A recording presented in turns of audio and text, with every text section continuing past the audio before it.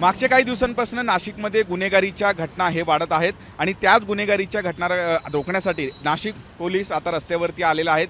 वेगवेगळ्या पद्धतीची कारवाई पोलिसांकडून केली जात आहेत। काही गोळीबाराच्या ज्या घटना मध्यंतरी नाशिकमध्ये घडलेल्या आहेत या सगळ्या घटनांच्या अनुषंगाने चौकशी करत असताना राजकीय कनेक्शन सुद्धा जे उघडकीस आलेलं आहे। अशा राजकीय नेत्यांवरती गुन्हे दाखल करून काही राजकीय नेत्यांना हे ताब्यात सुद्धा घेण्यात आलेलं आहे आणि या सगळ्या घटनेनंतर अशा पद्धतीची नाशिक पोलिसांना हे पाठिंबा देण्यासाठी नाशिकमध्ये वेगवेगळ्या हे भागांमध्ये अशा पद्धतीचे बॅनर्स हे लागलेले आहेत। आता काळा दंडा भयमुक्त नाशिक हाच अजेंडा अशा पद्धतीचे हे जे बॅनर्स आहेत ते लावण्यात आलेले आहेत।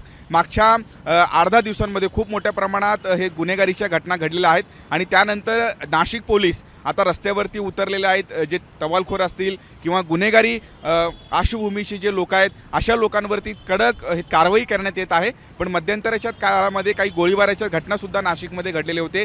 या सगळ्या या घटनां संदर्भात चौकशी करत असताना काही राजकीय नेत्यांचा सुद्धा हस्तक्षेप यामध्ये आढळला आणि त्या नेत्यांवरती सुद्धा हे गुन्हे दाखल करून नाशिक पोलिसांनी या लोकांना अटक केलेली आहे आणि या सगळ्यात कारवाईचं कौतुक करण्यासाठी अशा पद्धतीचे बॅनर्स आपल्याला नाशिकमध्ये बघायला मिळतात।